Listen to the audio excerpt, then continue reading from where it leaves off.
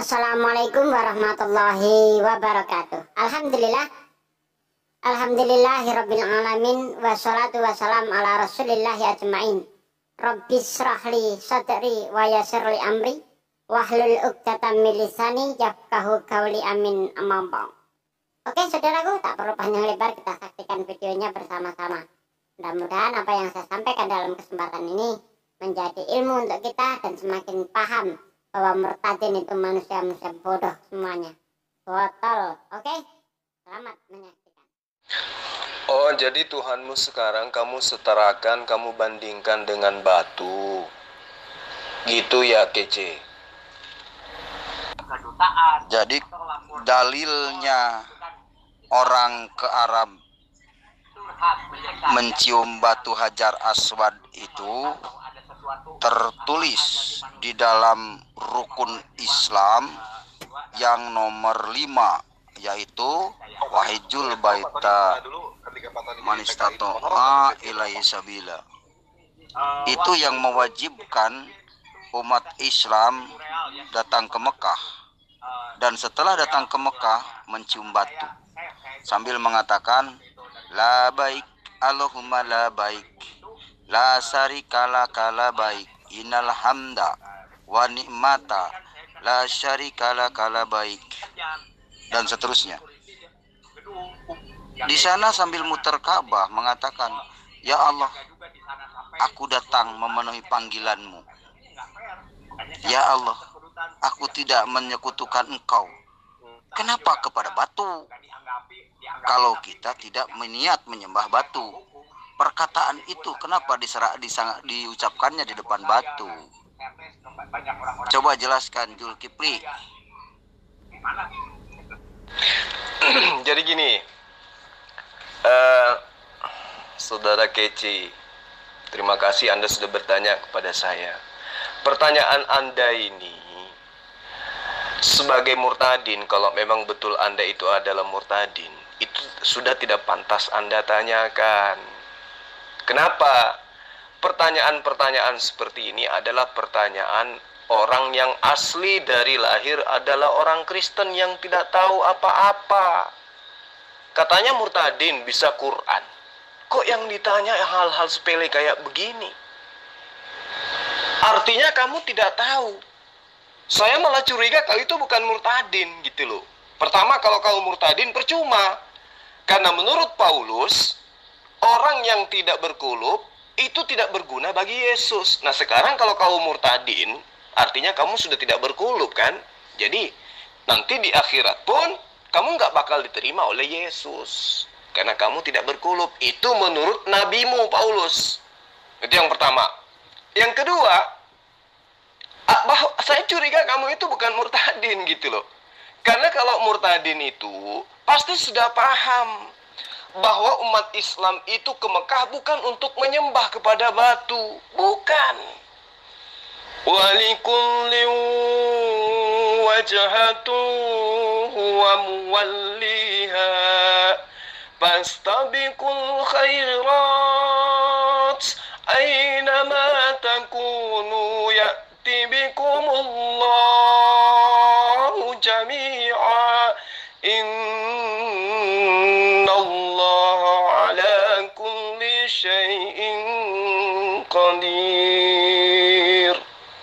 Jadi kalau kamu seorang muslim tadinya, orang yang mengaku Islam tadinya, kemudian murtad, lalu bertanya tentang Hajar Aswad, itu kamu ditertawakan sama umat Islam. Kecuali kamu itu memang kafir dari lahir. Gitu loh. Kamu muslim, kamu Islam, murtad. Begitu murtad, kamu ikut di dalam barisan orang-orang yang buta tentang Quran. Kan kesian kamu.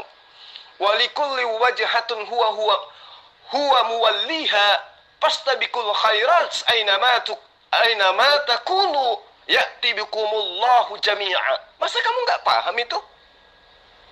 Dan bagi tiap-tiap umat ada kitabnya, ada kiblatnya sendiri yang ia menghadap kepadanya.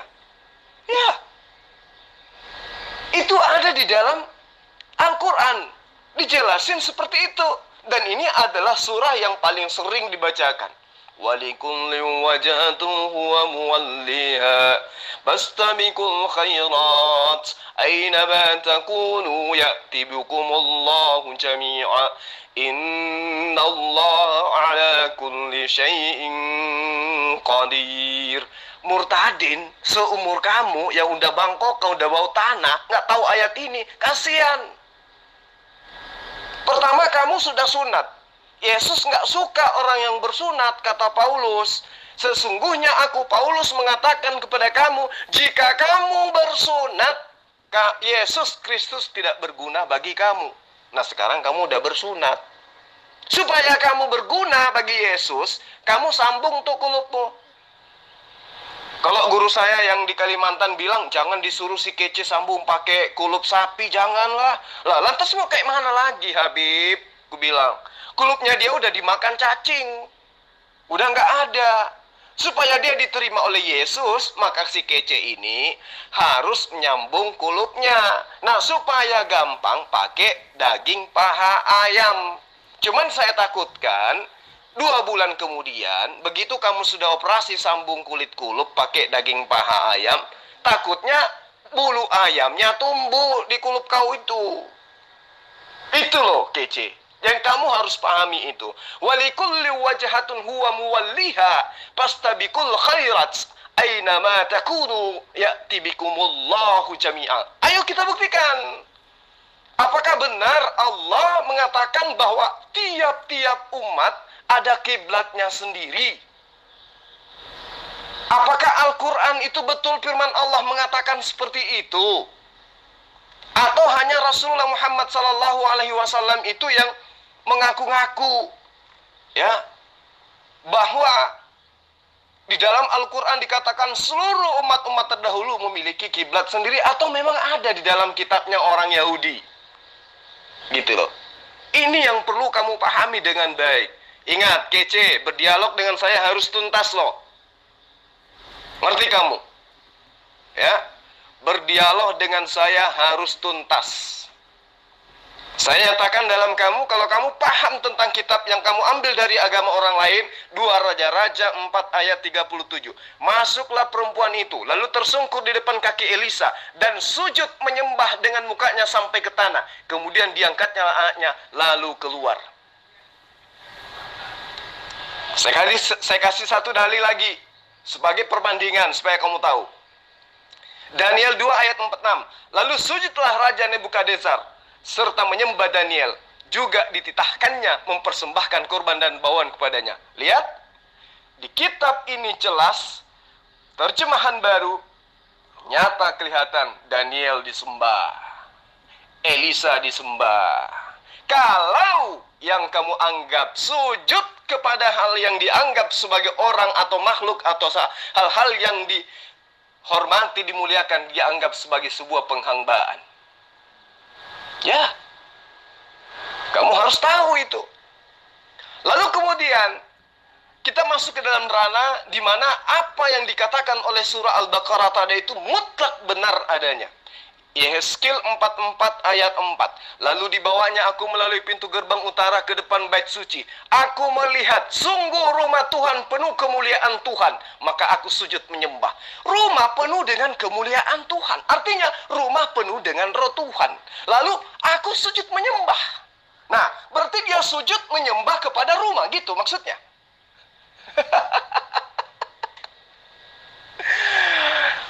Jadi, aduh, gimana ya ngajarin orang buta kayak kamu. Di Markus 13 ayat 1. Ketika Yesus keluar dari bait Allah, bait suci, Baitullah, seorang muridnya berkata kepadanya, "Guru, lihatlah betapa kokohnya batu-batu itu dan betapa megahnya gedung-gedung itu." Ini menunjukkan bahwa bait suci itu memang tempat bersujud. Jadi kalau kamu katakan, kamu berdiri dalam barisan orang-orang yang menghujat Baitullah, mengatakan umat Islam itu datang ke Mekah menyembah kepada Mekah, kepada batu Hajar Aswad, itu levelmu, ya, itu levelmu di Islam hanya level anak bayi yang baru belajar berjalan. Saya itu berharap kamu itu sebagai seorang murtadin, kalau benar kau adalah seorang murtadin, bahas masuk ke dalam ilmu nahwu, ilmu saraf, ilmu balaga, tafsir. Lah ini nyembah Ka'bah. Murtadin bisa molen kamu itu. Ya. Kalau kita melihat kamu itu tidak ada ilmu sama sekali, Kece. Tidak ada ilmu sama sekali.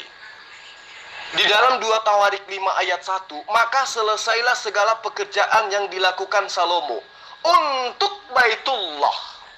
Kemudian Salomo memasukkan barang-barang kudus Daud, ayahnya, dan menaruh perak dan juga emas dan barang-barang itu dalam pembendaraan rumah Allah, Baitullah.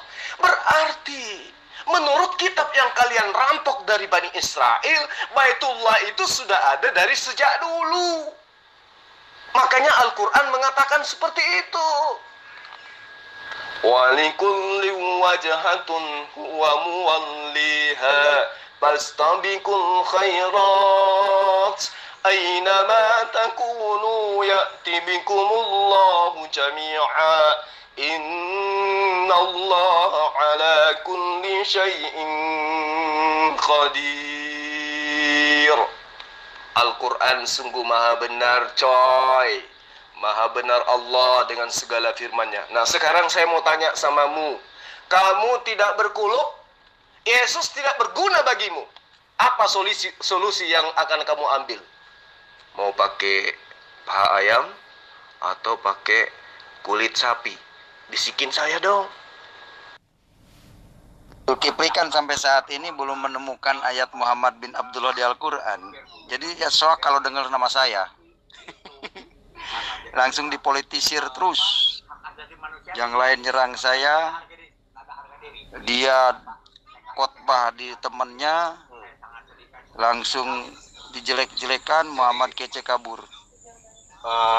Di sini orang Indonesia mengagung-agungkan orang. Itu makanya saya bilang, Kece, saya curiga kamu itu bukan murtadin, tetapi sudah kafir dari lahir. Atau paling tidak, kamu itu memang dulunya Islam, tapi pernah menjadi TKW. Loh, kok TKW? Ya bisa jadi. Jadi TKI, entah di Arab Saudi kah atau di mana, sehingga kamu itu bisa sedikit ngaji. Karena hal-hal seperti ini pun kamu jadikan sebagai materi untuk mencari celah di dalam ajaran agama Islam. Kamu menolak Al-Quran karena curiga Al-Quran itu tidak diwahyukan kepada Rasulullah Muhammad SAW, disebabkan oleh karena apa? Karena kamu buta Quran. Lalu supaya orang Islam itu tertipu, kamu katakanlah bahwa Muhammad bin Abdullah tidak disebutkan di dalam Al-Quran. Lah, kalau memang tidak disebutkan bin Abdullah, apa yang ingin kamu tahu dari sana? Apa sebabnya kemudian kau ingin tahu? Apa alasannya? Kalau Abdullah itu tidak disebutkan di dalam Al-Quran, emang ada apa? Kalau kamu mau saya ajarin, bilang bagaimana cara membuktikan bahwa Al-Quran itu diwahyukan kepada Rasulullah Muhammad SAW bin Abdullah. Kan kemarin saya sudah menjawab kepada Anda, belum ada manusia yang pernah bernama Muhammad SAW. Kalau mengenal sifatnya, mengenal ciri-cirinya, mengenal tanda-tandanya, itu memang sudah dikenal di dalam kitab-kitab terdahulu.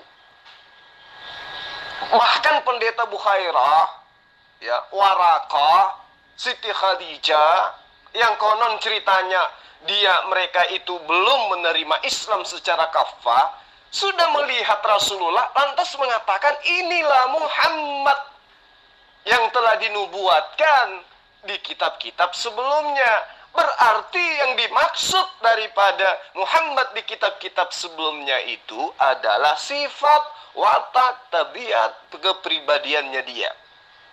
Tapi kalau untuk supaya lebih jelasnya, Coba kamu baca, tapi gimana ya bilangnya? Kamu mau dibilang murtadin, terus kamu kembali mau menyerang Islam, dikarenakan kamu paham Islam, tapi buktinya kamu buta Islam. Bagaimana kemudian saya bisa mengatakan kamu buta Islam? Karena kamu mencari Rasulullah Muhammad SAW benarkah bin Abdullah. Kamu lupa, di dalam Al-Quran itu ada surah Al-Lahab. Kalau kamu memang betul murtadin yang paham Al-Quran, maka kamu malu untuk mempertanyakan ini. Kenapa? Karena Abu Lahab itu pamannya Muhammad.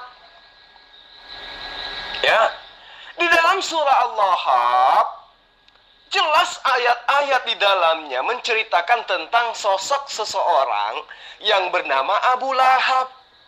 Dan beliau itu termasuk salah satu paman dari Nabi Muhammad SAW. Nama aslinya adalah Abdul Uzza bin Abdul Muttalib. Itu yang perlu kamu pahami. Nama Uzza mengambil dari sebuah berhala yang disembah-sembah pada masa jahiliyah. Lalu mengapa beliau dipanggil Abu Lahab, wahai kece? Kenapa dia dipanggil Abu Lahab? Lalu kemudian dilenggengkan namanya di dalam Al-Quran. Karena Abu Lahab itu memiliki wajah yang sangat putih. Jadi Abu Lahab paman Rasulullah Muhammad SAW itu ya adalah peminum khamar, orangnya keras, kasar, gampang marah, mempunyai hati keras dan sebagainya. Inilah yang menyebabkan surah Al-Lahab ini diwahyukan.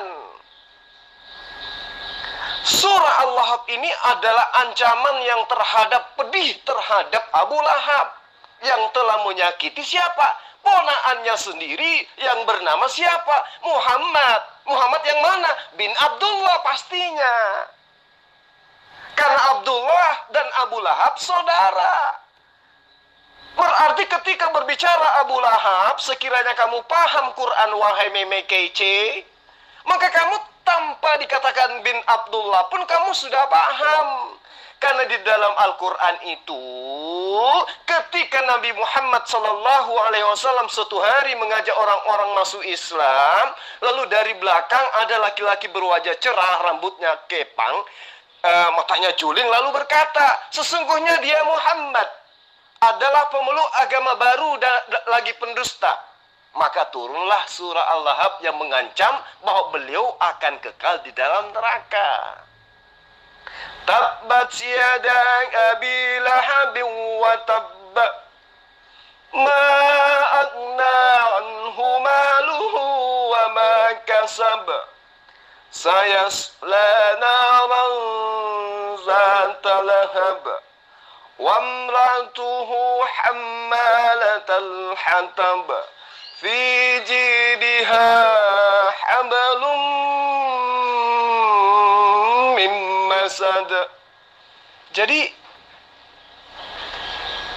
ayat ini jelas sekiranya kamu itu paham bahwa ayat ini adalah ancaman yang keras, janji Allah yang akan ditepati oleh Allah tentang pamannya Muhammad bin Abdullah. Kenapa? Karena di situ yang diceritakan adalah Abu Lahab. Binasalah kedua tangan Abu Lahab dengan sebenar-benarnya kebinasaan. Tidaklah berguna baginya harta serta apa-apa yang dia usahakan. Kelak dia akan masuk ke dalam api neraka yang bergejolak. Dan juga begitu pula istrinya pembawa kayu bakar, yaitu penyebar fitnah. Di lehernya ada tali dan sabut yang dipintal. Nah, ini kamu harus pahami dengan baik. Bagaimana sih cara penafsiran ayat ini? Masa sih seorang meme kece yang sekarang berupaya untuk menjatuhkan Islam tidak sampai ilmunya ke sini? Kan kasihan. Kasihan kali. Ya. Jadi gimana ya bilangnya?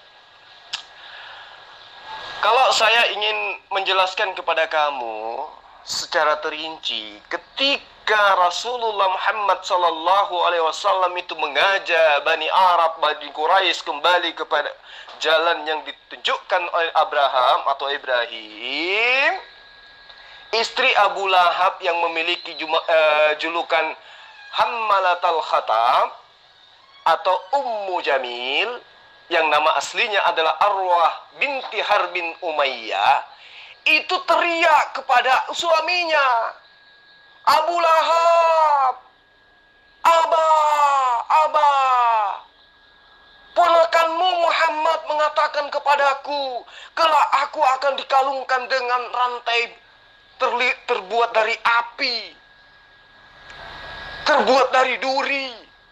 Ponakanmu, siapa ponaan Abu Lahab yang dimaksud? Muhammad. Kenapa dikatakan sebagai ponaan? Karena Abu Lahab dan juga Abu Talib itu serumpun, kekerabatannya ada, jelas bersaudara mereka dengan Abdullah, berarti paman kan.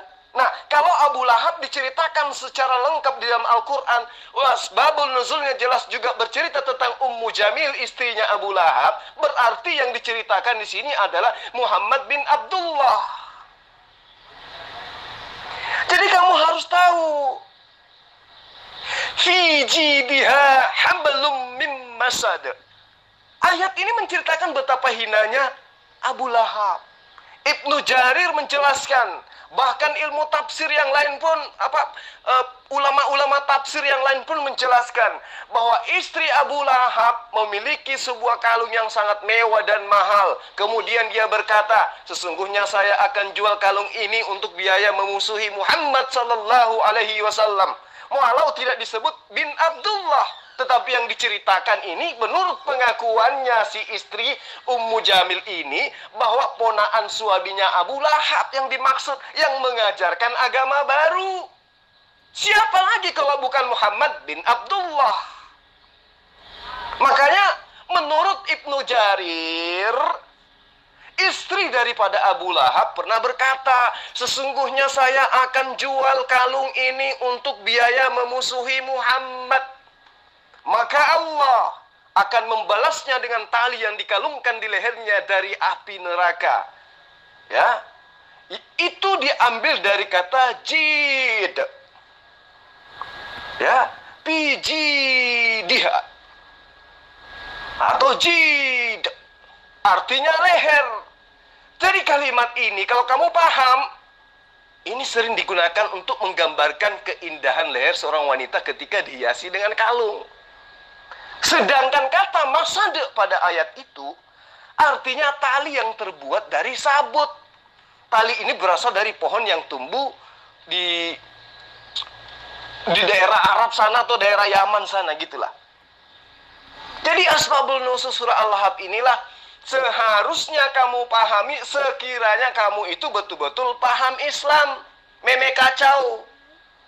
Tapi karena kamu buta, itu aja kau putar-putar. Mana namanya Muhammad bin Abdullah? Lah, ini artinya kamu sudah membuktikan dirimu itu mu'alaf kaleng kosong yang pales suaranya. Makanya setiap saya nongol, kamu pasti kabur. Alasan Zoom lah, alasan sibuk lah. Kamu nggak pernah duduk tenang. Kenapa? Karena orang tahu, orang macam saya yang banyak berguru, tahu kau itu sopo. Orang buta yang meraba-raba di tengah kegelapan, nggak pernah melihat gajah, baru pegang pantat gajah, dibilangnya inilah gajah. Cium jari, oh ternyata gajah itu harum. Itulah kau, meme kacau. Ya, jelas sekali kok ceritanya. Di dalam Al-Quran tidak disebutkan Muhammad bin Abdullah. Ya, inni rasulullahi ilaikum. Aku ini adalah utusan Allah kepadamu. Siapa yang dimaksud? Muhammad sallallahu alaihi wasallam. Tapi tidak ada bin Abdullahnya. Jadi belum tentu anaknya Abdullah. Iya, itu kalau otakmu nggak ada isinya. Tapi kalau kamu tahu siapa Ummu Jamil, kamu tahu siapa Arwah binti Harbin Umayyah, ya, kalau kamu tahu semua itu, Kamu tahu julukan yang diberikan kepadanya Hammalatal Khatab? Berarti kamu sudah paham bahwa yang dimaksud daripada Muhammad itu adalah ponaannya Abu Lahab. Berarti berbicara mengenai ponaannya Abu Lahab, berarti anaknya Abdullah. Kalau bercerita tentang anaknya Abdullah, berarti yang dimaksud di situ adalah Muhammad. Nah, kalau sudah begitu berarti lengkap sudah. Muhammad bin Abdullah, ponaan dari Abu Lahab, ponaan dari Ummu Jamil. Ya, yang disebut sebagai Hammalatal Khatab. Itu yang perlu kamu pahami, sang pembawa kayu bakar. Ya, jadi kalau kamu mau kabur, pakailah etika yang baik. Meme kacau, sampai kiamat pun kalau saya masih hidup, kamu akan tetap saya kejar dengan materi-materi yang kau angkat sendiri. Materi yang kau angkat kemarin, yang ku dengar kau dialog dengan teman saya. Kamu membahas tentang wudhu. Murtadin bahas wudhu. Astagfirullahaladzim. Nah, sekarang saya kembalikan kepadamu. Rasulmu, Nabimu Paulus mengatakan, jika kamu berkulub, jika kamu tidak berkulub, Yesus Kristus tidak berguna bagimu. Nah, sekarang kamu mau kemana? Mau kembali ke Islam, kamu udah terlanjur murtad. Kamu masuk Kristen, lah kamu tidak berkulub. Kayak mana itu? Ayo, atau ikuti saran saya aja. Pakai daging paha ayam. Gimana meme kacau? Ini adalah spin, ya, patung yang berbentuk kepala manusia dan berbadan singa sebagai penjaga makam. Ya.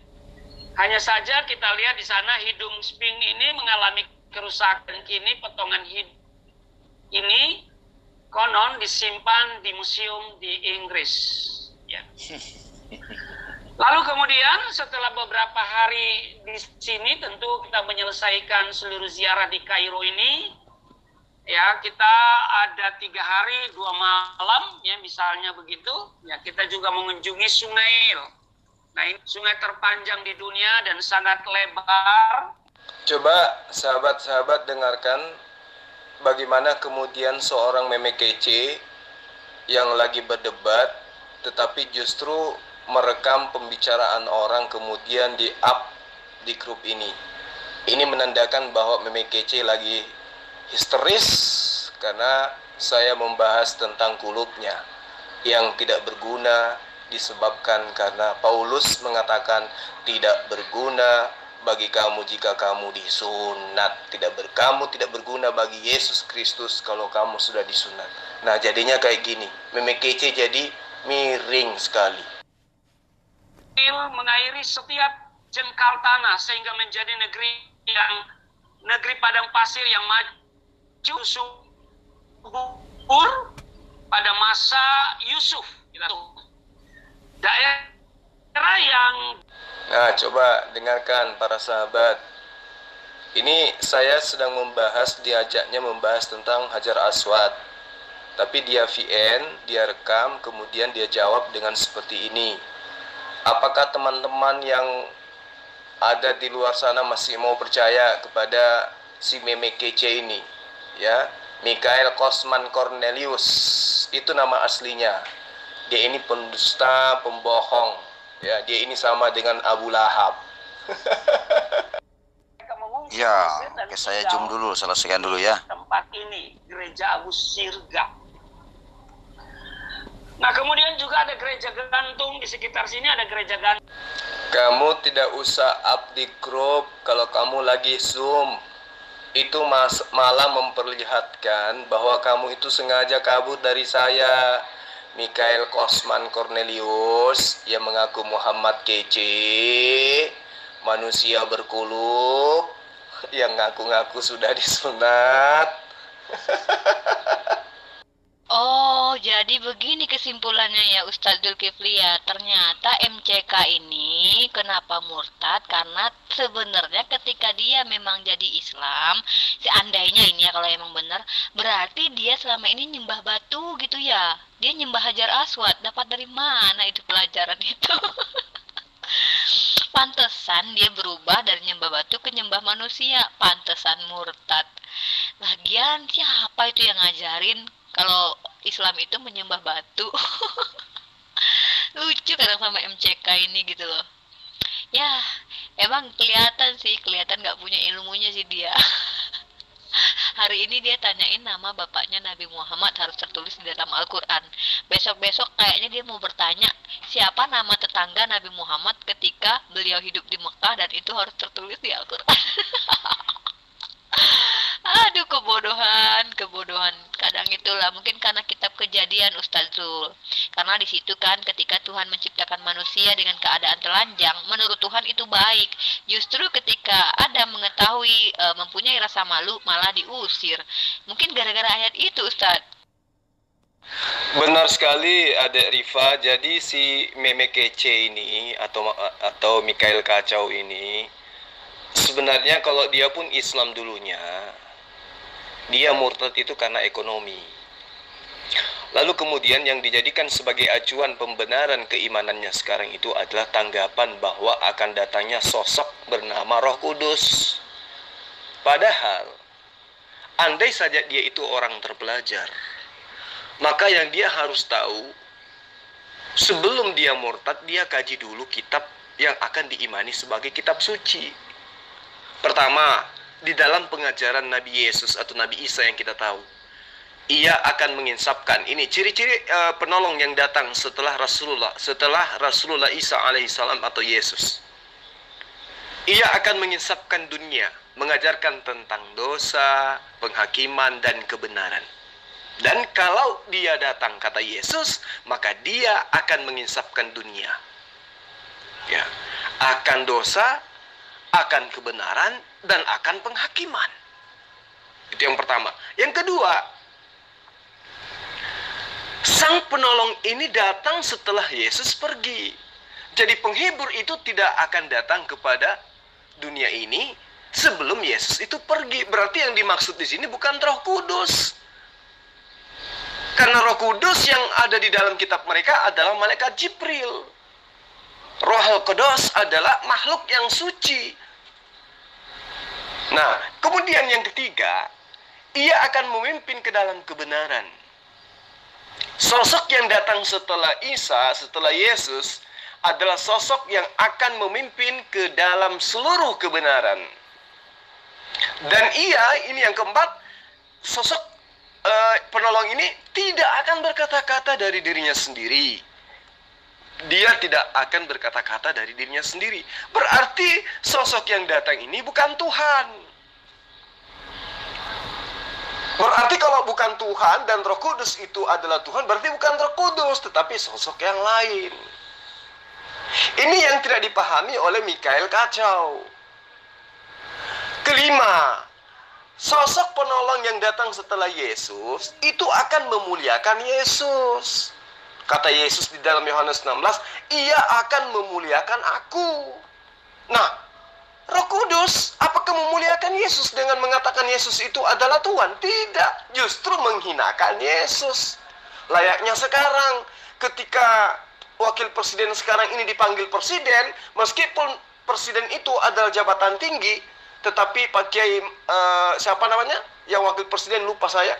Nah, dipanggil presiden, pasti dia akan tersinggung karena dia cuma wakil gitu loh. Apalagi kalau dia hanya seorang guru dipanggil Tuhan. Berarti itu tidak dimuliakan tetapi dihinakan. Bukti daripada sosok yang datang itu kemudian adalah mendudukkan Yesus sebagai Rasulullah, mendudukkan Yesus sebagai Nabiullah, mendudukkan Yesus sebagai manusia yang diselamatkan oleh Allah, tidak pernah dibunuh, tidak pernah diseret, tidak pernah ditampar, tidak pernah mati, tidak pernah dipantek sama orang-orang Yahudi dan juga Romawi, nggak pernah. Kata Yesus, kalau dia datang, dia akan memuliakan aku. Bukan sebaliknya, menghinakan aku dan mengatakan aku terkutuk, mati terkutuk di atas tiang salib. Tidak, tetapi dia akan memuliakan aku. Nah, keenam yang tidak dipahami oleh Mikael Kacau, ia akan mengajarkan segala sesuatu. Nah, Rasulullah Muhammad SAW dengan perangkat Islamnya mengajarkan semua hukum-hukum apapun itu. Dialah yang akan mengajarkan segala sesuatu kepadamu dan akan mengingatkan kamu akan semua yang telah kukatakan kepadamu. Jadi apa yang dinubuatkan oleh Yesus tidak lain dan tidak bukan adalah Dia yang telah memerintahkan kita sujud menghadap ke Ka'bah. Yang dibilang memang kacau itu kita nyembah Ka'bah. Gitu loh. Nah, kemudian Yesus yang mereka tuhankan mengatakan Sang Penolong itu akan melakukan pekerjaan seperti Yesus. Apa itu? Syahadat, sunat, sujud kepada Allah, bertaubat kepada Allah, puasa, bersedekah. Kan kata Yesus, bahkan lebih besar dari apa yang aku lakukan. Kata Yesus dalam Yohanes, Ia akan melakukan juga pekerjaan-pekerjaan yang aku lakukan. Bahkan pekerjaan-pekerjaan yang lebih besar daripada apa yang aku lakukan. Dengan penjelasan ini, Dinda, jelas bahwa orang yang dimaksud akan datang setelah Yesus terangkat itu bukanlah Yesus yang datang dalam rupa roh, tetapi yang datang itu adalah sosok lain daripada Yesus. Sehingga jika kita kembalikan kepada nubuatan akan datangnya ajaran memerintahkan kita sujud menghadap ke Ka'bah, penyembahan yang dilakukan di dalam atau mengikuti aturan dan tata cara roh dan kebenaran itulah yang tersimpul di dalam Al-Quran. Tetapi saatnya akan datang dan sudah tiba sekarang bahwa penyembah-penyembah benar akan menyembah Bapa dalam roh dan kebenaran. Sebab Bapa menghendaki penyembah-penyembah demikian. Bukan penyembah-penyembah seperti mereka yang diinginkan oleh Bapa, tetapi penyembah dalam kebenaran. Kebenaran itu maksudnya apa? Menyembah dengan kaidah-kaidah, menyembah dengan rukun-rukun, menyembah dengan hukum-hukum. Mau sholat, wudhu. Kalau dia kena najis, wudhu lagi. Kalau dia junub, harus mandi junub. Kalau dia mau masuk di bait suci, buka sepatu, buka sendal, harus cuci tangan. Sama seperti nabi-nabi terdahulu. Itu yang diajarkan oleh Yesus. Nah, bagaimana dengan roh? Dengan ikhlas. Tidak seperti mereka. Tidak seperti orang Samaria. Tidak seperti dengan orang-orang yang dimurkai oleh Yesus. Ya. Yang beribadah karena mau dibilang kalau di Islam harus khusyuk dengan batin, dilaksanakan dengan hukum-hukum yang sudah diatur. Coba kita lihat di dalam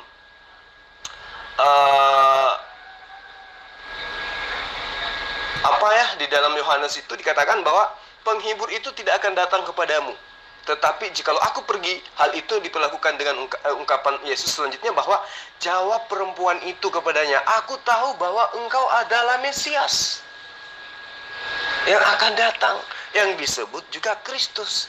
Apabila ia datang, ia akan memberitahukan segala sesuatunya kepada kami.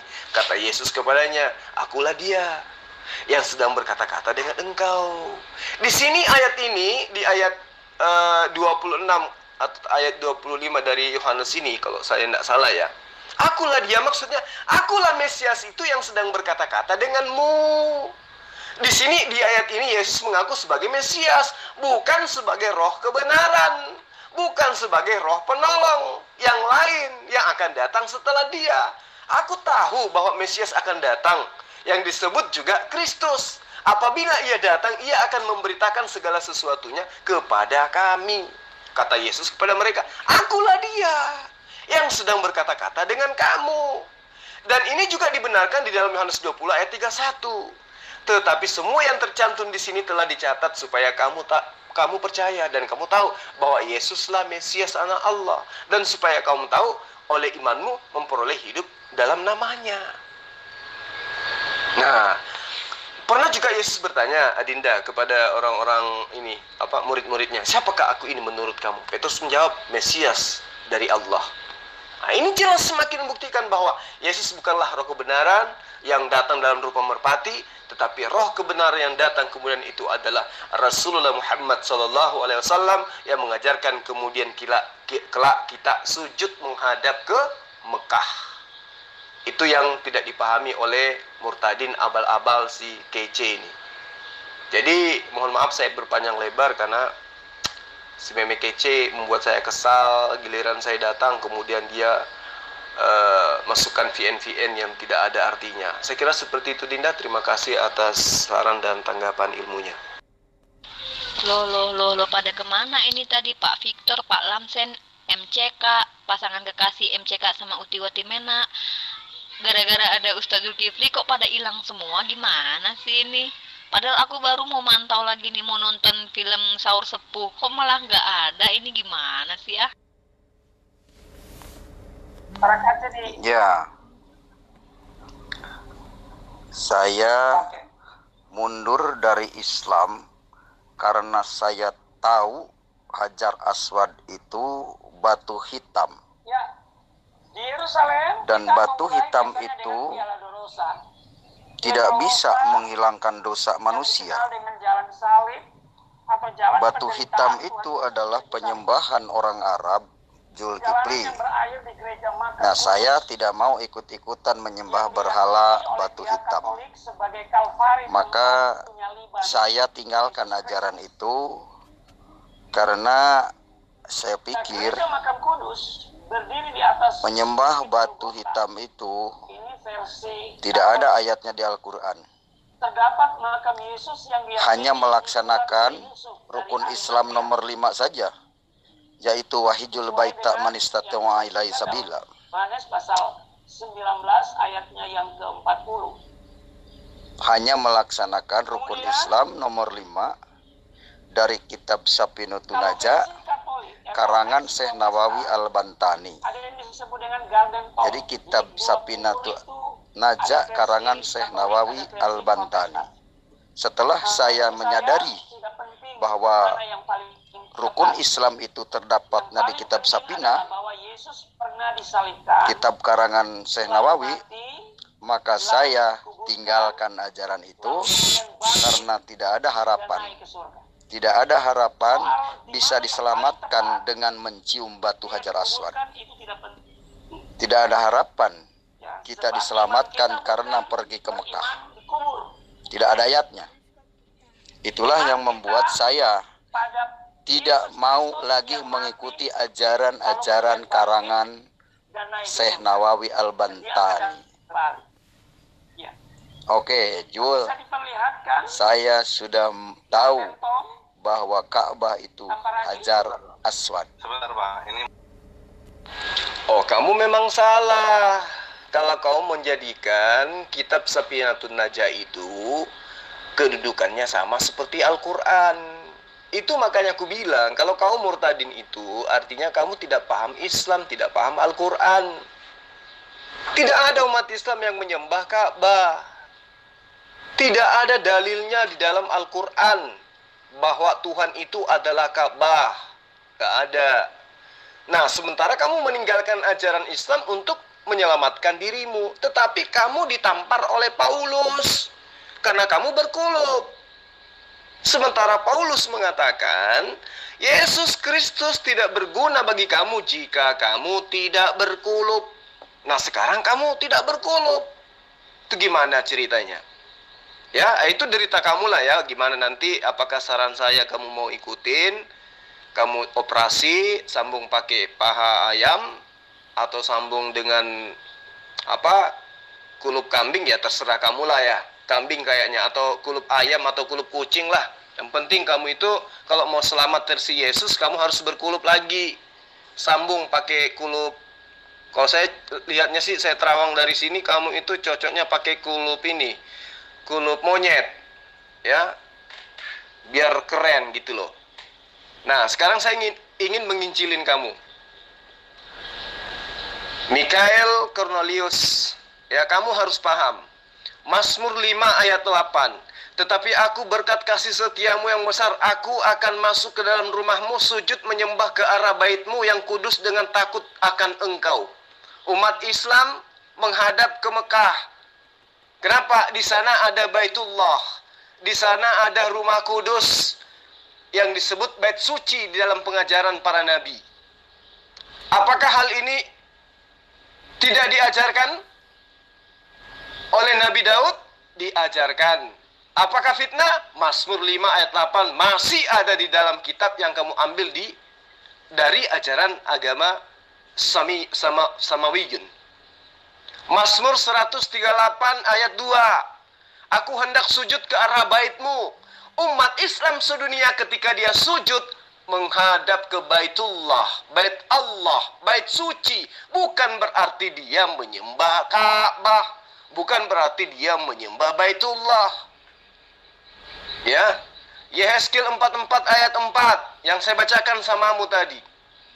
Lalu dibawanya aku melalui pintu gerbang utara ke depan bait suci. Lalu melihat sungguh rumah Tuhan penuh kemuliaan Tuhan. Maka aku sujud menyembah. Apakah sujud menyembah berarti menyembah rumah gitu maksudnya? Itu maksudnya. Jadi kamu itu pemahamanmu sangat rendah. Dikarenakan kamu melek akan dunia, takut akan kematian. Daniel 6 ayat 10. Demi didengar Daniel bahwa surat perintah itu telah dibuat. Pergilah ke rumahnya. Dalam kamar atasnya ada tingkat-tingkat yang terbuka ke arah Yerusalem. 3 kali sehari ia berlutut berdoa serta memuji Allahnya seperti biasa dilakukannya. Menghadap ke bait suci, menghadap ke Baitullah, menghadap ke bait Allah. Jadi sangat disayangkan kalau kamu murtad hanya gara-gara itu. Berarti levelmu memang level Islam yang hanya Islam KTP. Sekarang kamu mau balik menyerang Islam. Ilmumu nggak ada. Kamu ditampar bolak-balik sama Al-Quran. Kamu diinjak-injak oleh kitab Tanak. Dan kamu disiram air comberan oleh Paulus. Karena kamu tidak berkulub. Kata Paulus, Yesus tidak berguna bagi kamu jika kamu tidak berkulub. Atau kalau kamu susah operasi, ya kamu beli helm. Pakein aja helm si ucokmu itu. Ayo Jul, jawab. Bongkar kita rahasia Ka'bah. Batu hitam. Lanjut. Ya, jangan lama-lama. Ayo. Anda punya dalil apa untuk mempertahankan Hajar Aswad? Mempertahankan Ka'bah. Penyembahan orang Islam. Aduh. Sudahlah. Berhenti kalian sembah batu hitam itu. Markus 14 ayat Ya. yang ke-15. Rukun Islam itu tidak ada di Al-Quran. Ya. Sampai sekarang Zulkifli belum bisa menunjukkan ayatnya rukun Islam di Al-Quran. Setelah Kalau kamu jadikan Al-Quran itu rujukan untuk pembenaran Islam, berarti kamu percaya bahwa Al-Quran itu firman Allah. Al-Quran itu firman Allah. Menurutmu, ternyata di dalam kitab firman Allah tidak ada rukun Islam. Murtad berarti kamu percaya Al-Quran. Padahal yang dikatakan rukun Islam itu adalah hal-hal yang harus dimiliki seseorang baru boleh disebut sebagai seorang Islam. Tapi ilmumu lagi-lagi nggak sampai ke sana. Kamu hanya membahas tentang Hajar Aswad, batu hitam. Lah, bagaimana dengan nabi-nabi terdahulu yang memiliki tugu? Dan tugunya itu tidak terbuat dari plastik, tapi terbuat dari batu. Ya. Nubuat Yesaya 35 bahwa kota yang ada batu hitamnya itu, Hajar Aswadnya itu tidak diperkenankan dimasuki oleh non-muslim. Tidak boleh dimasuki oleh orang yang haid. Tidak boleh dimasuki oleh orang yang belum tahir atau belum mandi junub. Dilarang masuk ke kawasan Masjidil Haram orang yang berkulub. Dan itu di mana? Ayo. Di dalam Yesaya 35 ayat 8, di situ akan ada jalan raya yang akan disebutkan jalan kudus. Orang-orang yang tidak tahir tidak akan melintasinya, dan orang-orang pandir tidak akan mengembara di atasnya. Itu digenapi di mana? Di Medan, di Danau Toba sana, di Karo, atau di Patikan gitu maksudnya. Kemudian dikatakan dengan jelas dalam Yesaya 62 ayat 12. Orang akan menyebutkan mereka dengan bangsa kudus, orang-orang tebusan Tuhan, dan engkau akan disebutkan yang dicari, kota yang tidak ditinggalkan. Itu digenapi oleh yang mana? Kota mana? Yunani. Ya, Yesaya 60 ayat 17, sebagai ganti tembaga aku akan membawa emas, dan sebagai ganti besi aku akan membawa perak, sebagai ganti kayu tembaga dan sebagai ganti batu besi aku akan memberikan kedamaian, damai sejahtera. Apa damai sejahtera itu? Islam dan keadilan yang akan melindungi dan mengatur hidupmu. Islam yang akan dijadikan untuk mengatur hidup manusia. Itu nubuatannya jelas di Yesaya 60 ayat 17. Kalau yang dikatakan damai sejahtera itu apalagi kalau bukan Islam? Kristen pengikut Yesus, bukan damai sejahtera. Yang damai sejahtera itu Islam. Kamu murtadin kan? Berarti kamu pasti tahu Islam itu artinya damai sejahtera. Dan itu sudah dinubuatkan di Yesaya 60 ayat 17. Gimana toh? Jadi kamu itu murtad karena fulus, atau memang kamu itu sudah kafir dari kecil, dari lahir. Yesaya 60 ayat 11, pintu-pintu gerbangmu akan terbuka senantiasa, baik siang maupun malam, tidak akan tertutup, supaya orang dapat membawa kekayaan bangsa-bangsa kepadamu. Sedang raja-raja mereka ikut digiring sebagai tawanan. Itu digenapi oleh kota mana, oleh bangsa apa, dan di mana? Pintu-pintu gerbangmu akan terbuka, baik siang maupun malam tidak akan tertutup, supaya orang-orang dapat membawa kekayaan bangsa-bangsanya masing-masing datang kepadamu. Itu di mana? Orang di seluruh dunia ini membawa harta kekayaannya berjuta-juta, beratus juta, mengeluarkan biaya, membayar visa dan seterusnya. Itu dikeluarkan uang-uang semua itu, harta bendanya itu mau menuju kemana? Ke Patikan. Ayo, itu digenapi siapa? Itu Yesaya 60 ayat 11 itu, pintu-pintu gerbangmu akan terbuka senantiasa. Itu digenapi di mana? Ayo, Mikael Kece. Yuk kamu belajar. Kamu mau belajar? Belajar, minta sama saya. Jangan kamu sombong. Ilmu kamu tidak ada. Yesaya 60:15. Sebagai ganti keadaanmu dahulu yang jahiliyah, tidak pernah dipandang, tidak dianggap bangsa, nggak dianggap umat, dianggap bangsa bebal.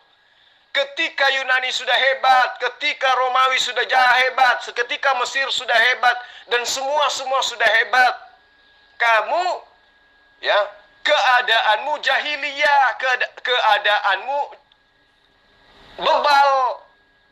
Dinubuatkan di Yesaya 60:15 sebagai ganti keadaanmu dahulu ketika engkau ditinggalkan, dibenci dan tidak disinggahi oleh seorang pun. Ada saatnya aku akan membuat engkau menjadi kebanggaan abadi, menjadi kegirangan turun-temurun dari anak keturunanmu. Itu di mana? Di Vatikan, di Israel. Wilayah mana itu? Aku akan membuat engkau menjadi kebanggaan abadi. Sudah 1441 tahun Mekah menjadi kegirangan abadi, menjadi kegirangan turun-temurun. Ayo, itu dinubuatkan untuk siapa? Manado, Gorontalo, Papua, gitu maksudnya, Vatikan, Roma, Yunani, atau di mana nih ceritanya? Jadi kalau kamu itu punya ilmu, kamu tidak mungkin murtad. Pertama, kamu sudah tidak berkuluk dan tidak berguna bagi Yesus. Kedua, yang dinubuatkan di dalam seluruh kitab para nabi itu adalah Mekah, Rasulullah Muhammad SAW, Islam, Islam, Islam, Islam, damai sejahtera, damai sejahtera, damai sejahtera. Yesus ketika datang kepada muridnya, apa kata dia? Di dalam Lukas 24 ayat 36, Islam bagi kalian semua. Itu sesaat sebelum Yesus terangkat ke langit, diselamatkan oleh Allah melalui malaikat-malaikatnya. Nah, nubuat itu semua dari siapa yang menggenapi? Coba meme kece. Yesaya 60 ayat 7, segala kambing, segala domba, segala kedar akan terhimpun kepadamu. Domba-domba, jantan, nebayot akan bersedia untuk ibadahmu. Semuanya akan dipersembahkan di atas mezbahku sebagai korban yang diperkenankan kepadaku, dan aku akan menyelamatkan bait keagunganku. Itu digenapi oleh siapa? Idul Adha itu digenapi di mana? Hari Raya Idul Kurban itu siapa yang punya? Ayo, kamu mau lari kemana kamu? Kamu itu orang tersesat. Di Kristen kamu nggak diterima. Yang menerima kamu itu pendetanya, umatnya, supaya ada mereka itu kumpul-kumpul perpuluhan untuk mengenyangkan pemimpin-pemimpinnya, imam-imam mereka. Tetapi secara konsep iman, konsep agama, kamu ditolak karena kamu tidak berkulub. Kecuali kamu operasi, gitu loh. Sambung kembali dengan kulubmu, cari 60 tahun yang lalu kulubmu itu kamu taruh di mana. Pasang. Supaya kamu berguna bagi Yesus Kristus menurut nabimu Paulus. Karena ini terang, Yesaya loh yang menubuatkan segala binatang akan dipersembahkan untuk Mekah. Segala binatang dipersembahkan untuk perayaan Idul Adha yang dirayakan di mana? Di Mekah. Bukan di Vatikan, bukan di Roma. Jadi otak kau itu harus dicuci supaya kamu itu sehat, gitu loh. Yesaya 60 ayat 6, sejumlah besar onta. Itu di mana? Akan menutupi daerahmu, itu di mana? Unta-unta muda dari Median, dari Eva, mereka semua akan datang dari Sheba, akan membawa emas dan kemenyan, serta memberitakan perbuatan maksud Tuhan. Itu dinubuatkan, lalu kemudian digenapi di mana, meme kece? Ya, jadi kalau kau berbicara hajar aswad, jadi hitam karena mengampuni dosa, itu kamu tuyul. Karena di dalam Islam itu berbuat baik, mengambil duri dari jalan supaya orang tidak tertusuk duri, juga menghapus dosa. Jadi duri itu juga Tuhan, gitu maksudnya. Orang berpuasa sunat itu di dalam Islam juga mengampuni dosa, menggugurkan dosa. Jadi puasa itu juga Tuhan, gitu maksudnya. Jadi yang dinilai di dalam penyembahan kepada Allah, ketika orang berjuang untuk meraih Ka'bah, untuk mencium batu hajar aswad, yang dilihat bukan hajar aswadnya, yang dilihat itu adalah niatnya, gairahnya, keinginannya, ketaatannya menyembah kepada Allah. Karena yang memerintahkan adalah Allah. Sama ketika di dalam Imamat ayat 11 ayat 7, jangan engkau makan babi, karena itu haram bagimu. Yang salah bukan babinya. Babi itu tidak salah, tetapi yang salah adalah yang makan babi. Karena sudah dilarang jangan makan babi, tetap makan babi. Apakah babi berdosa? Tidak. Yang berdosa yang makan. Karena Allah sudah mengasihi rukun-rukun, sudah mengasihi syariat. Jangan kamu makan babi karena itu haram bagimu. Kamu makan ya haram, kamu berdosa, babinya tidak. Sama ketika diperintahkan datang ke Ka'bah. Ketika datang ke Ka'bah, apa yang kami katakan? Kami telah datang memenuhi panggilanmu. Bukan Ka'bah yang memanggil, tapi Allah yang menyeru kepada kami agar kami datang ke Baitullah.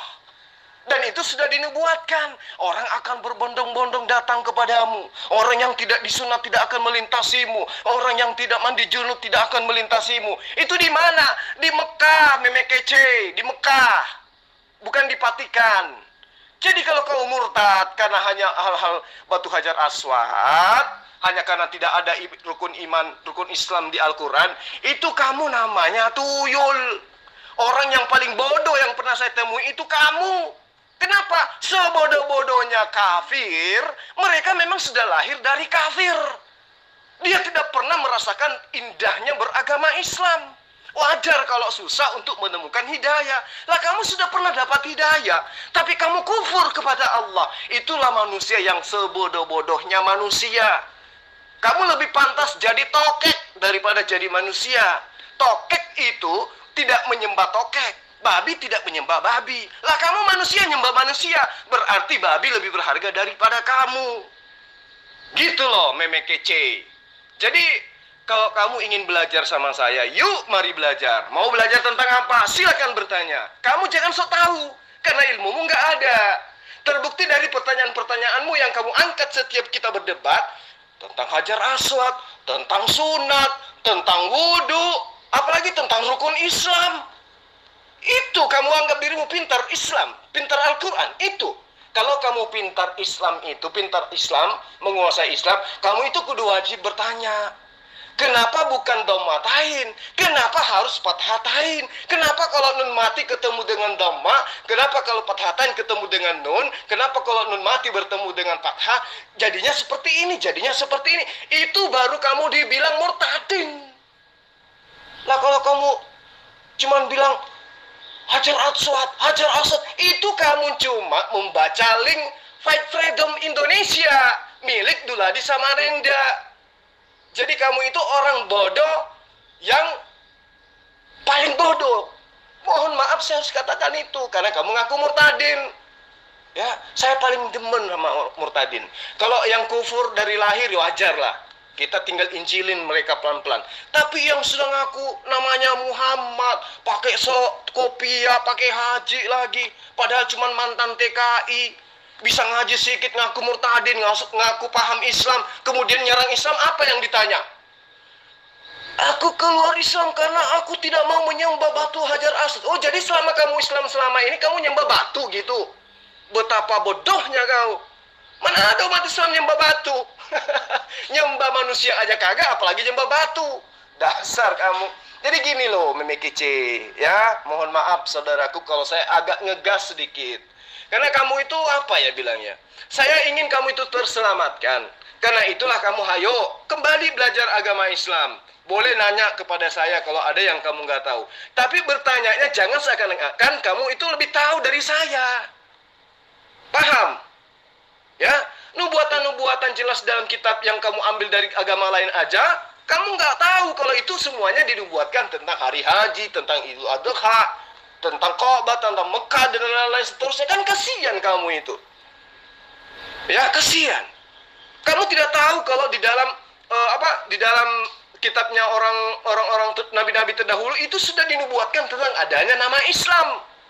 Aku akan memberikan Islam dan keadilan yang akan melindungi dan mengatur hidupmu. Apa itu? Rukun-rukun Islam. Di mana dituangkan itu? Yesaya 60 ayat 17. Islam sudah dinubuatkan.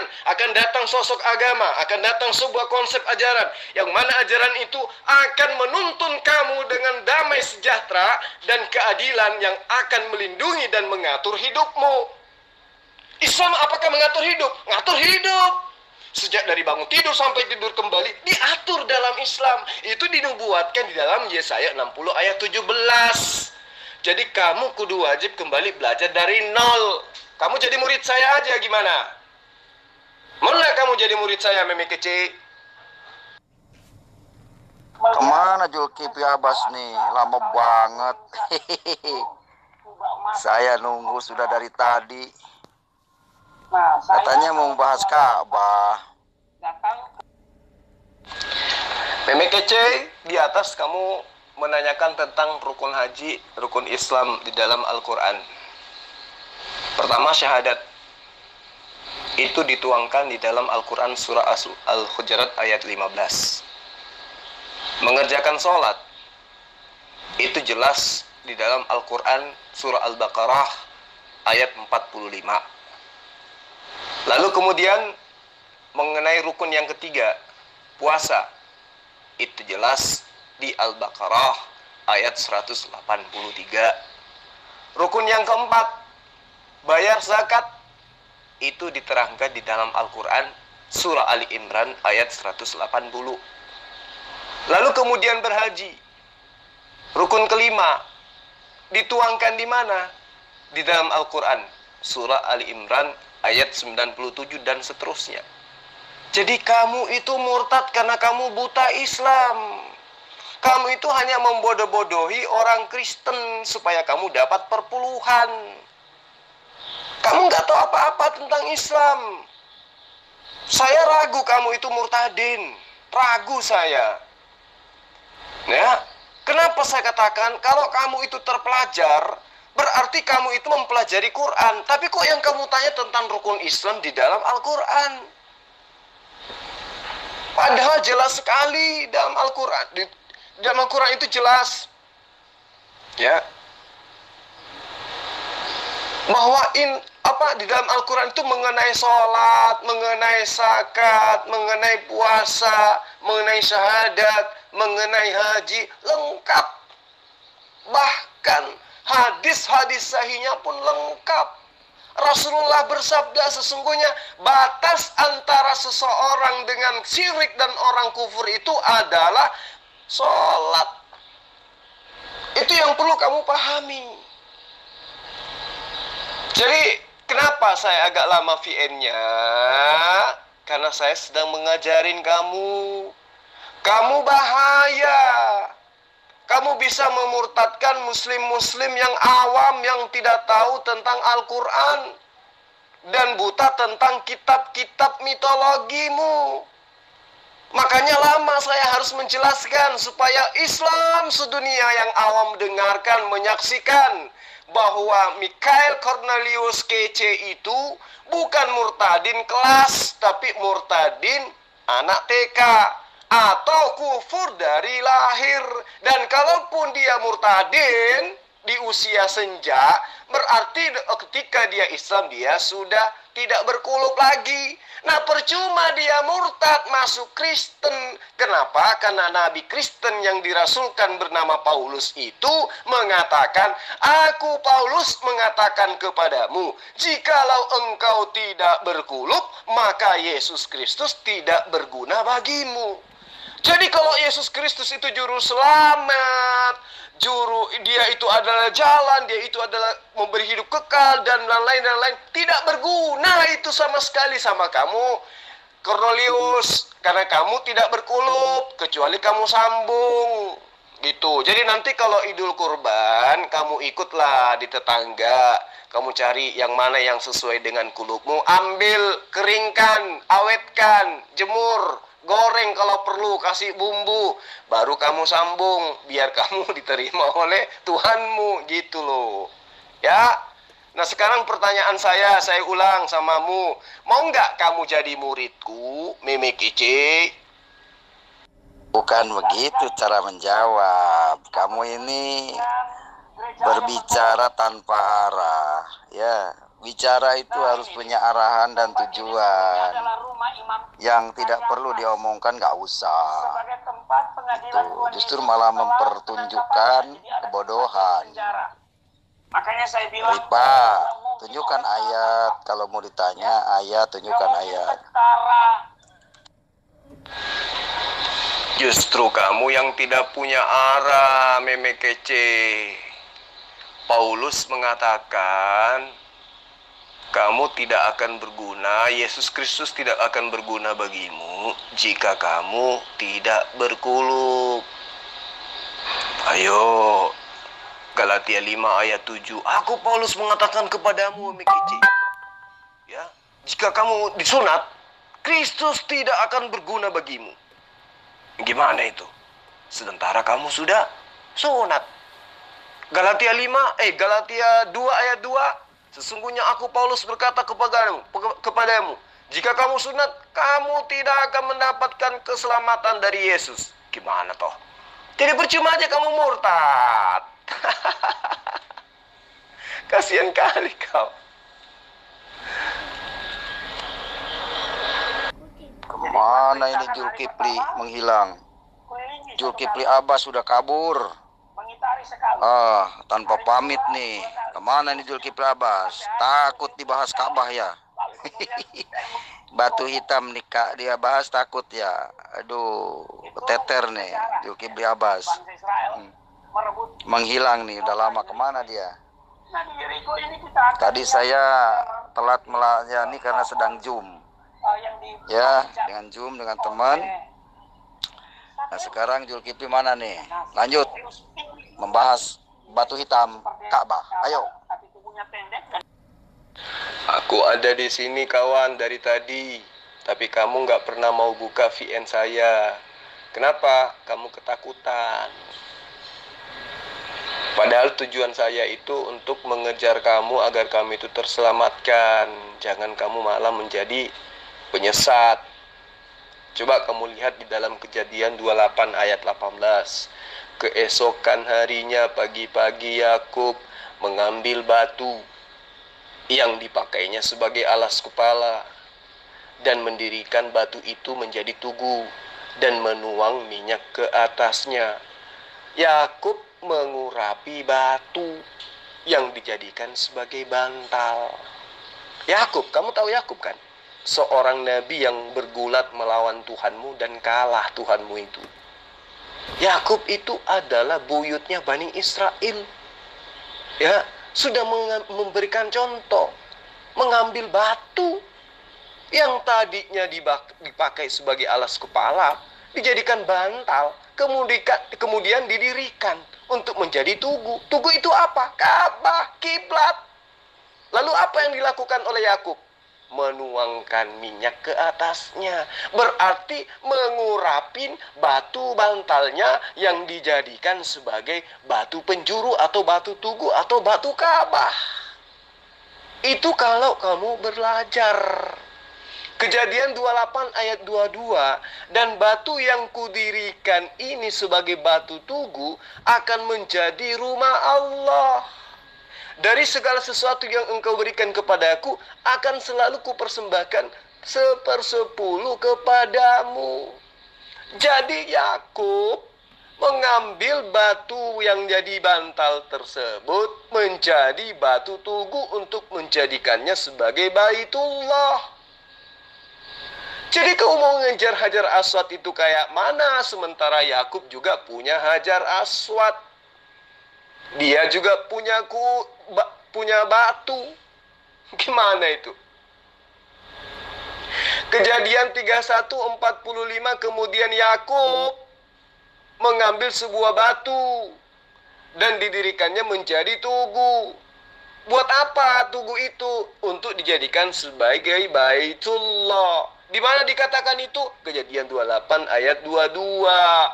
Batu yang kudirikan ini sebagai tugu akan menjadi Baitullah. Apa itu Baitullah? Ka'bah. Paham? Belum paham juga sampai situ. Kejadian 31:51. Selanjutnya kata Laban kepada Yakub, inilah timbunan batu dan inilah tugu yang kudirikan antara aku dan engkau. Jadi Laban dan Yakub membuat sebuah bangunan berupa timbunan batu. Kemudian mereka sujud menyembah menghadap tugu atau bait tersebut. Kejadian 31 ayat 52. Timbunan batu dan tugu inilah menjadi kesaksian bahwa aku tidak akan melewati timbunan batu ini mendapatkan engkau, dan bahwa engkau pun tidak akan melewati timbunan batu dan tugu ini untuk mendapatkan aku dengan berniat jahat. Berarti timbunan batu itu menjadi saksi.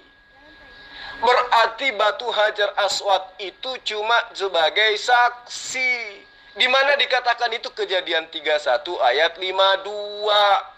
Kalau saya bahas Al-Quran, sudah pasti kamu tidak percaya. Nah, ini saya membahas tentang kitab yang kalian rampok dari agama Yahudi. Mengajarkan tentang adanya persaksian dari batu. Kejadian 35 ayat 14, kemudian Yakub mendirikan tugu di tempat itu, yakni tugu batu. Dia mempersembahkan korban curahan dan menuangkan minyak di atasnya. Berarti Yakub sudah memberikan jalan untuk menuju kepada pengajaran Allah yang sempurna berupa Islam. Nah, penyembahan terhadap manusia bernama Yesus itu dicontohkan di dalam kitabnya siapa? Dinubuatkan oleh Yakub di mana? Kalian menganggap Allah Abraham, Allah Ishak, Allah Yakub. Tapi apa yang mereka ajarkan terhadap Kristen? Abraham ngajarin sunat. Kristen ngajarin apa? Kulub. Ishak ngajarin apa? Sujud menghadap Baitullah. Kristen lakukan apa? Konser di gereja. Yakub ajarkan apa? Mendirikan Hajar Aswad, mendirikan batu tugu, mengurapi batu, lalu kemudian mencurahkan korban di atasnya. Itu Yakub contohkan. Bagaimana dengan Kristen? Mengambil Tuhan, lalu dibunuh, dicurahkan darahnya, bahkan diminum darahnya, dimakan dagingnya, menjadi umat kanibal. Jadi, meme kece, ini penawaran yang ketiga. Mau tidak kamu menjadi muridku? Oh, Zulkifli udah kabur, nggak berani membahas Ka'bah. Wah, bahaya. Nggak berani membahas Ka'bah. Cium batu. Udah nggak berani Zulkifli menghadapi Muhammad kece. Ditanya Ka'bah, soalnya belum pernah ke Ka'bah dia. Yang kedua, tempat Bakal ditanya oleh Muhammad kece. Dalilnya mana? Kamu bilang aku kabur, padahal semua VN ku tidak ada yang kamu buka. Kamu takut mendengarkan VN ku, meme kece. Kamu monolog, kamu bicara sendiri. VN ku itu sudah jelas. Tetapi apakah kemudian saya putus asa? Tidak. Saya akan tetap menjawab semua apa yang kamu pertanyakan. Meskipun kamu budak, kamu pura-pura buta dan tuli dan bisu. Untuk apa? Untuk supaya mencerahkan seluruh umat Islam yang ada di luar sana. Supaya dia tahu siapa meme kece di hadapan umat Islam yang paham Bible, paham Gospel, paham Al-Quran. Oke? Ayo, kita mengambil sampel dari kitab yang kamu ambil dari kitabnya agama lain. Misalnya di Yosua 5 ayat 14. Bukan tetap akulah panglima bala tentara Tuhan. Sekarang aku datang. Lalu sujudlah Yosua dengan mukanya ke tanah menyembah dan berkata kepadanya, apakah yang akan dikatakan Tuanku kepada hambanya ini? Yosua sujud menghadap batu tugu. 1 Samuel 1 ayat 19. Keesokan hari bangunlah mereka itu pagi-pagi atau sholat subuh, lalu sujud menyembah di hadapan Tuhan. Nah, di hadapan Tuhan itu maksudnya di hadapan bait suci. Apakah di dalam bait suci itu ada Tuhan? Tidak. Tetapi sujud menghadap Baitullah, bait suci, bait tugu. Tetapi yang disembah itu Allah. Dia yang tidak terlihat dan tidak terdengar. Dan dia bukan makhluk, makanya tidak bisa dilihat. Tetapi ada. Nah, untuk membuktikan bahwa kita itu menyerahkan diri kepadanya, kita sujud sesuai dengan apa yang diperintahkan oleh dia. Kejadian 19 ayat 1. Kedua malaikat itu tiba di Sodom pada waktu petang. Lot sedang duduk di pintu gerbang Sodom. Dan ketika melihat mereka, bangunlah ia menyongsong mereka. Lalu sujud dengan mukanya sampai ke tanah. Sujud sampai ke tanah. Bagaimana dengan Nabi Harun? Bilangan 20 ayat 6. Maka pergilah Musa dan Harun dari umat itu ke pintu kemah, lalu di kemah pertemuan maksud saya, lalu sujud, artinya Baitullah, tetapi yang dibuat untuk sementara. Kemudian tampaklah kemuliaan Tuhan kepada mereka. Apakah di dalam kemah Tuhan itu, kemah pertemuan itu ada Tuhan? Kenapa dia sujud? Enggak ada. Tetapi dia sujud kepada Allah yang ada di langit. Cara ibadah Daud, Mazmur 138 yang saya bacakan kepadamu. Aku hendak sujud menghadap ke baitmu, menghadap ke rumahmu, menghadap ke Ka'bahmu, menghadap ke Baitullah yang kudus dan memuji namamu. Oleh karena kasihmu dan oleh karena setiamu. Sebab kau buat namamu dan janjimu melebihi segala sesuatu. Sujud menghadap Baitullah, sujud menghadap Ka'bah. Bagaimana dengan Esra? Esra 10 ayat 1. Sementara Esra berdoa dan mengaku dosa sambil menangis dengan bersujud di depan rumah Allah, berhimpunlah dia kepada jemaah orang Israel yang sangat besar jumlahnya, laki-laki, perempuan, dan anak-anak, dan orang-orang itu menangis keras-keras. Berarti dari sejak dahulu, dari sejak zaman Nabi Esra, orang-orang itu berhimpun berjamaah bersama-sama, rame-rame, besar-besaran jumlahnya, baik laki maupun perempuan, anak-anak maupun orang tua. Mereka menangis meraung-raung sekeras-kerasnya, sujud menghadap Baitullah. Berarti itu sudah dicontohkan dari zaman Esra. Tidak konser di gereja, tetapi menghadap ke kiblat, menghadap ke Ka'bah, menghadap ke Baitullah. Mereka datang berbondong-bondong. Di mana dinyatakan itu? Kitab Esra 10 ayat 1. Lalu bagaimana dengan Yehezkiel? Apakah konser kayak Meme Kece? Tidak. Tadi saya sudah bacakan Yehezkiel 44 ayat 4. Lalu di bawahnya aku melalui pintu gerbang utara ke depan bait suci. Aku melihat sungguh rumah Tuhan penuh kemuliaan Tuhan. Maka aku sujud menyembah. Jadi Yehezkiel melihat Baitullah, kemudian dia sujud menghadap ke rumah Allah. Menyembah siapa? Menyembah Allah, bukan menyembah batu. Lalu Daniel gimana? Daniel 6 ayat 10. Demi didengar Daniel bahwa surah perintah itu telah dibuat, pergilah ia ke rumahnya. Di dalam kamar atasnya ada tingkap-tingkap yang terbuka ke arah Baitullah, ke arah Yerusalem. 3 kali dalam sehari dia berlutut, dia bersujud, berdoa memuji Allah, menghadap ke Baitullah. Jadi semuanya itu sudah diperhatikan oleh nabi-nabi terdahulu. Bagaimana dengan Abraham? Kejadian 17 ayat 3. Lalu sujudlah Abraham dan Allah berfirman kepadanya. Jadi Rasulullah, Abraham pun bersujud. Menghadap kemana? Menghadap ke Baitullah. Musa gimana? Musa juga melakukan hal yang sama. Di mana dinyatakan itu? Keluaran 34 ayat 8. Musa berlutut ke tanah lalu sujud menyembah kepada Allah. Berarti ketika dia sujud, berarti dia menghadap kepada oknum. Apakah oknum yang disujudi itu adalah Allah? Bukan. Begitulah Ka'bah, begitulah Mekah. Lalu bagaimana dengan Yesus? Apakah juga dia memiliki Baitullah? Sujud. Betul. Diterangkan di mana? Matius 26 ayat 37 sampai 39. Maka Yesus membawa Petrus dan kedua anak Zebedeus sertanya. Maka mulailah ia merasa sedih dan gentar. Lalu katanya kepada mereka, hatiku sangat sedih sepertimu, mati rasanya. Tinggallah di sini dan berjaga-jagalah denganku. Maka majulah Yesus, lalu sujud dan berdoa kepada Allah dengan berkata, ya Allah Tuhanku, jikalau sekiranya mungkin biarlah cawan ini berlalu daripadaku. Tetapi janganlah seperti yang ku kehendaki, melainkan seperti yang engkau kehendaki. Yesus dan nabi-nabi lain sudah mempraktikkan sujud menghadap ke Baitullah. Bagaimana dengan Kristen? Oplosan 212.